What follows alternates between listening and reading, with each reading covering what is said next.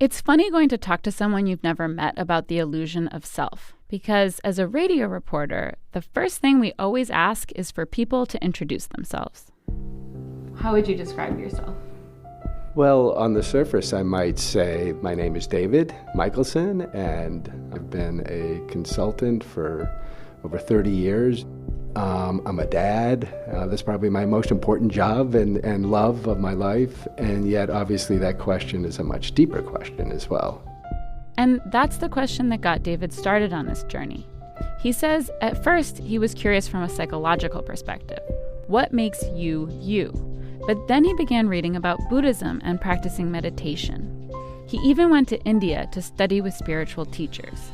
And 6 months in a nutshell, on February 7th, 1997, I went to sleep and woke up on February 8th, and literally my consciousness was different. It was wild. It was 3:30 in the morning, and he went outside and walked around, looking at the trees and the view below. I felt like I was actually in a movie set. It was like, at one level it was real, and one level I experienced it as an illusion. He says it's hard to find the words to describe it, but when he was back in the States, he found a teacher who could articulate what happened to him.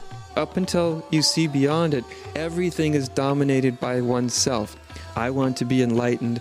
I want to have some spiritual revelation, which is really no different than I want an ice cream cone. I want to be loved. I like or I don't like. Adyashanti is a spiritual teacher and founder of Open Gate Sangha in the San Francisco Bay Area. He studied Zen Buddhism, but he doesn't teach any particular tradition. The fiction of self always keeps itself in the center of one's consciousness. And spiritual awakening is seen through the fiction of that there isn't actually a self in the center of one's consciousness. As in, if you like vanilla and I like chocolate, where does that feeling come from?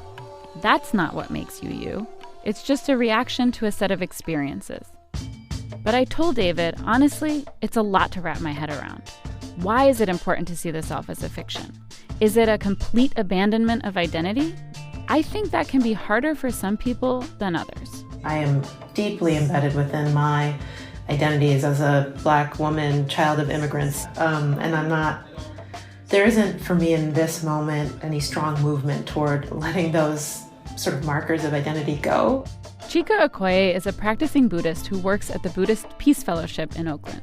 She thinks it's a wise teaching, but she's still in the process of questioning the idea of self or no self. Yeah, some of the thinking I've been engaged with is to think about identity as both something that gives us power and something that may lead us into traps.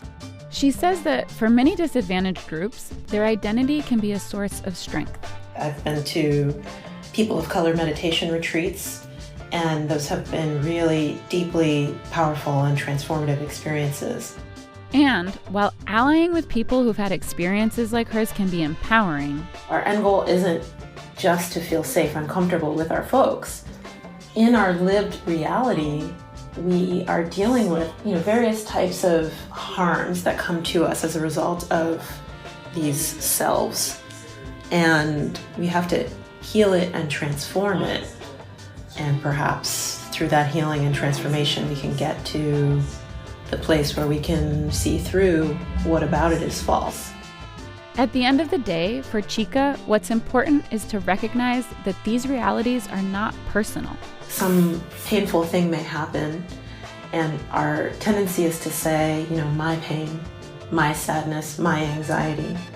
But there's another way to look at these things that's something more like, anxiety is arising in this mind or in this body.